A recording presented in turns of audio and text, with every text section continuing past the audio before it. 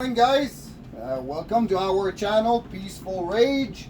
And this morning I'm gonna make a small explanation. Yesterday I made a video during dinner time to explain our PTSD and the difference between my PTSD and Lisa's one, and you know why people get so confused on it. And we have talked yesterday about the difference between people with PTSD who they have only one massive event, and some other people is the accumulation of events and things like that. Hey guys, be quiet this morning.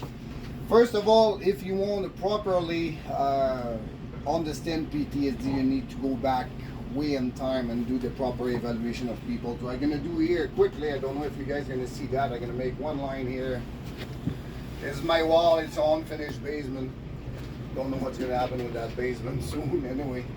And I don't know if you guys see the difference line, one green, one brown. I don't know, Lisa, do you catch that? Mhm. Okay, I'm gonna pick the green The one.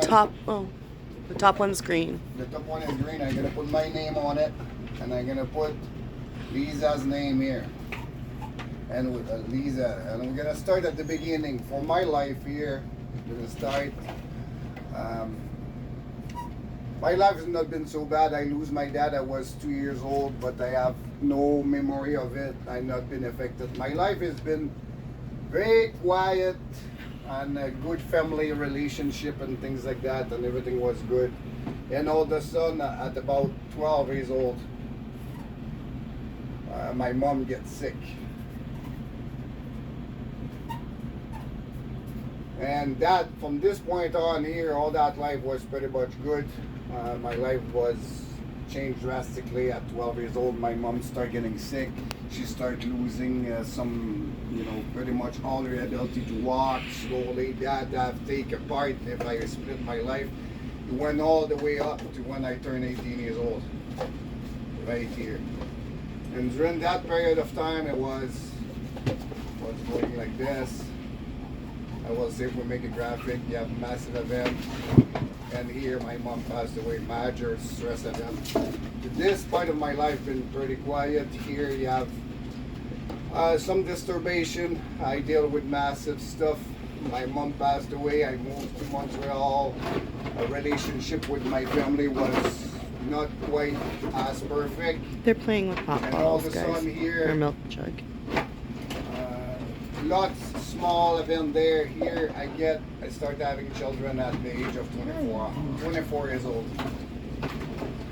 And the relationship was a rocky relationship. Anyway, consummation problem, whatever. I get 3 kids on that period of time. I decide to want to change my life around. Decide to come in Alberta here. That there was a major change in my life at this point on. And very, very early on, me and Lisa have Anna.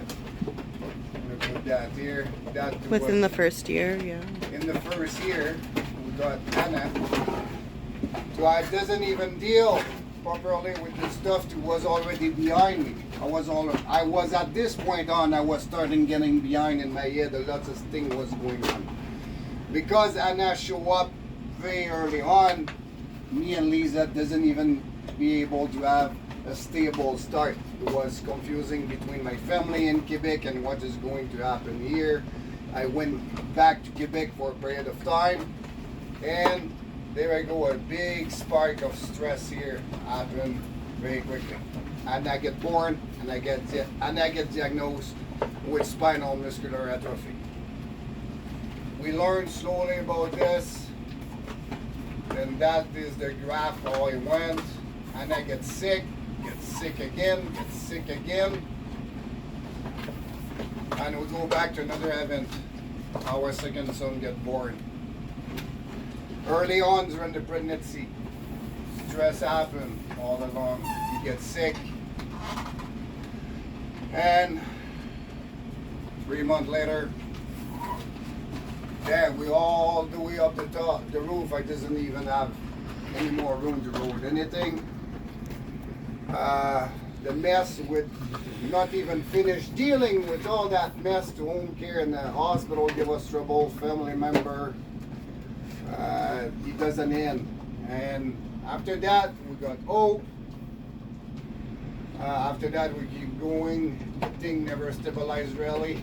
I didn't even have enough room to keep doing my chart. Lisa get cancer, she get brain bleed. Anna almost died on a massive event not so long time ago. And Septic from an infection. That is just a quick idea like this. And now we're gonna start with Lisa. Lisa get born. That is only the part I know roughly idea. Right away her dad and her mom, her biologic dad, doesn't work out. Already have some spark, not even at baseline. Her dad left here. She doesn't even remember lots of issues. She's her mother. I was started 2. with her stepdad. At the beginning, the situation was fairly stable with some kind of issue in there. All of a sudden, 9 years old, Lisa find out her stepdad. It's not her stepdad. And here we all. He's not my real dad. It's Yeah. not. It's not her real dad. Consummation of alcoholism mixed with her mom, gambling addiction. Then we already go massively. She gets removed of the. They get removed of the house because of abuse. By 11. By 11 due to gambling addiction, abuse, physically abuse, mentally abuse. At 15 years old, right here, she have a boyfriend we all have, you know, the first love and things like that. Things not doing so good. You know, partying as a teenager like we all do. Massive event happened. Lisa's boyfriend died in the house fire. Right there. And after that, keep doing her mom abuse. And her mom abuse. The only thing her mom can give her for support is a slap in the face that he's dead now, nothing you can do, go on with your life. After that, Lisa do her first suicidal attempt at the age of 15. Relationship at home keep going like, there we go, abuse, do you want some? Is where we all are. And go on with the abusing relationship. She get her first son, the situation is stable. And somewhere in there, I believe it was here, with her life is going like this all along. Sorry, my drawing. I will go to the physics school with a graph like that, I bet you. And we reach at the point where we met. But it's already confusing. I go back and forth between Alberta and Quebec. I don't know what my relations stand in Quebec. I doesn't know what my relations stand here. We have Anna gets diagnosed. I still in Quebec. She gets sick. She almost died a few times. They locked up Lisa as a crazy woman. Lisa tried to fight for Anna's life. I come back in the thing, and all those two chart ain't there crossed together. Just her stress boosts my stress boosts her stress. And we have to deal with home schooling, we have to deal with Dawson, we have to deal with home care, we have to deal with the Stollery Hospital, we have to deal with the government for the funding with Anna. We have to deal with the issue of my 3 kids on Quebec. All of a sudden my ex doesn't want me to have the kid. All of a sudden I cannot talk to the kid for a little while. All of a sudden I start talking to the kid again. All of a sudden we start arguing. All of a sudden, whoop! And I have a massive crash. Massive crash. Then what I do from there, how I be able to manage my PTSD, I make a line. We have to call 911. It's a massive situation. It's actually the first time in 15, well, at the time it was 13 years, to I seriously worry for Anna's life. I've been stressed out before, but this time around, I'm very worried about Anna's life. I seriously don't think she's gonna make it. Then what I'm doing to not be able to keep my head together. Lisa is already out of the chart. She cannot control her emotion anymore. It's a disaster. Then what I'm doing for be able to keep up. In my head, I make a ton of scenario, from the worst one possible. At the end of the line, Anna just passed away. That is the worst case scenario. The best case scenario, at this point on, we're going to be at the hospital only for a short period of time. This one, stay at the hospital for a very short period of time, very unlikely. Very unlikely on that situation. Passing away at this point on in my head is very likely. Then what I need to do? Then between that, that's the worst scenario. The second worst scenario, it will be she will pass through the first few days, and all of a sudden we're gonna have to take the decision to let her go. That is the next step here. And going this way, okay, she's stabilized, she's gonna be okay. We don't know what the result of her brain scan is going to be. We don't know what the outcome is going to be at the end. That is the other one. And going this way, you guys figure out, I make some scenario between this and this. But the three more important thing I have to find a solution for very quickly is those one. Those one, the last one is not very hard to deal with. It's over. The game, it's over. I need to make sure I picked up my family from that. I have to make sure I make Lisa understand nothing else we can do, and the game, it's over. And my only focus is the rest of my family. Lisa first, Bo, Dawson, and being able to deal with the rest. Sorry, PTSD is kicking in. Now you guys start to understand a little bit more what PTSD do without warning. It start kicking in, fueling with the subject of conversation, fueling with the backflash you have in your head to the emotion you pass through. Getting ready for the second scenario. The doctor tell us nothing we can do. You guys can wait a day or two, take a decision, and take a decision to shut down the machine. Very hard step to do. I done it one. Try to talk to everybody to come to an idea, try to explain, try to understand what's happened, going back and forth with the medical report, ask second advice, go through medical stuff, and take the decision on consequences. Okay, the third scenario, worst scenario. She will wake up.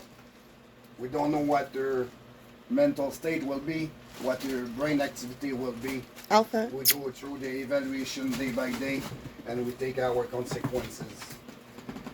And between all this, okay, something happened at home with Hope. Hope doesn't react very good. She have a meltdown. She's worried about her sister. I need to deal with this situation. Lisa doesn't know what's going on. She has some, normal parent reaction. She going like this. One day she want to die. One day we're going to get through this.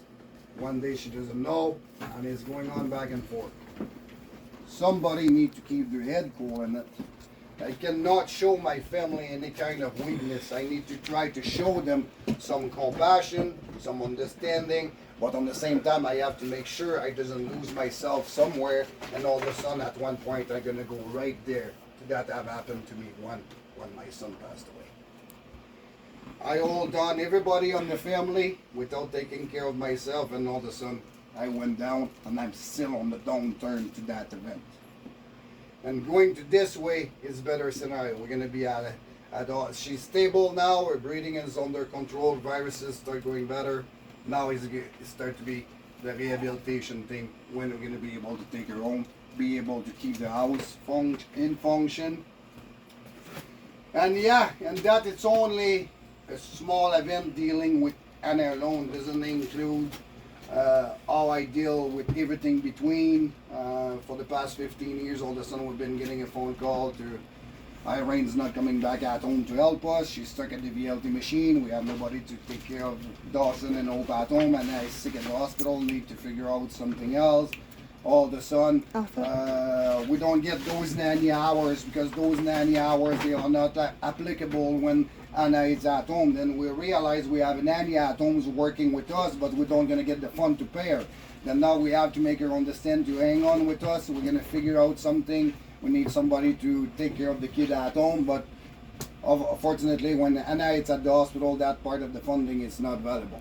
She already have worked those hours because the funding, it's a month behind. She worked, we fill up the paper, the money come, and she already worked those hours for the part of money coming. But because Annette's at the hospital, they decided I'm going to pay that part now. She already worked those hours, and I need to figure out those funds to pay our nanny to make sure Lisa, me, the kid, get the support they need by the time we take care of Annette at the hospital. And that doesn't include when I was working. I need to call my boss and I'm not going to be there yet. Not yet. I need a couple more days. She's not stable enough. I tried to take a chance to drive 6 or 5 hours to go back to work, get a call from the hospital to she's not stable. She's seriously not doing good right now. She's crashing again. To jump in the vehicle, try to book a flight ticket or whatever the case might be, try to get home to give support to my family. And I'm going to try to take a breather.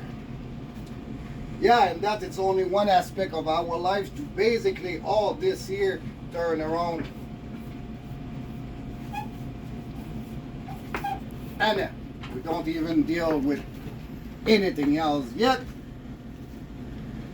And people shake their head, look at us like, why you guys cannot figure out how to put yourself back together?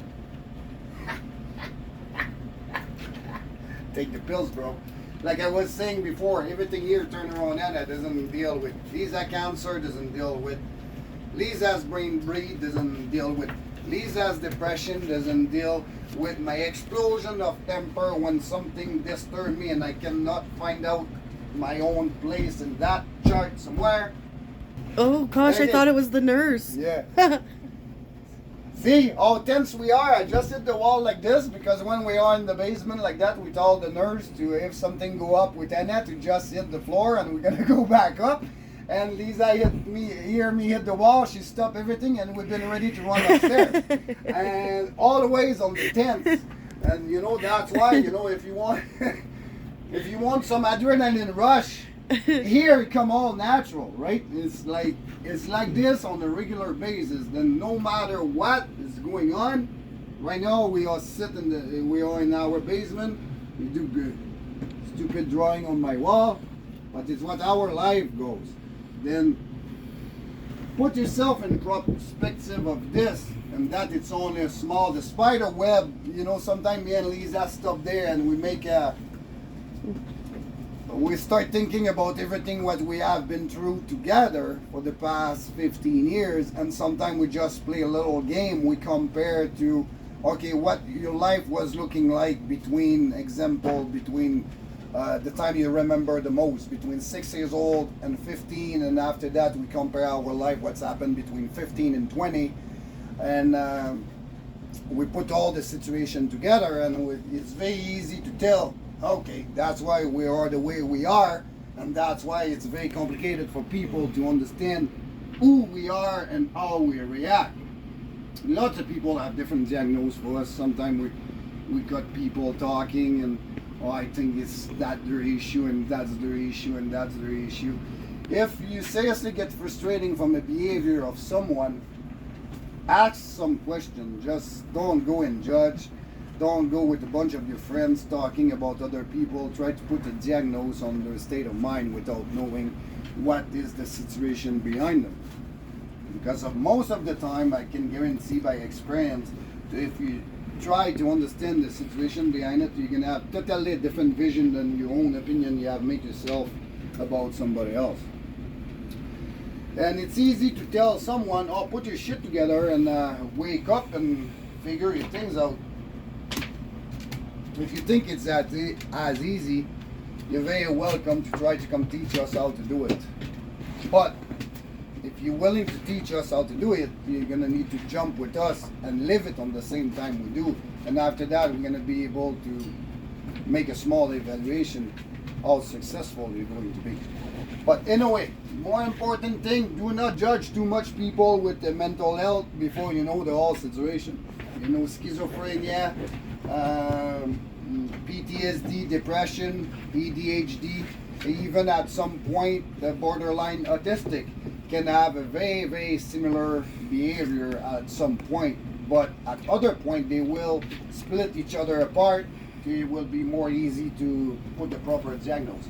But don't feel bad about that. Even have some psychologists and some professional of health, they cannot even make the difference. The first diagnosis I have, I went there after 15 minutes. I've been told it was my problem was only ADHD, and I get out of there with a prescription of medication who was completely stopped me to function.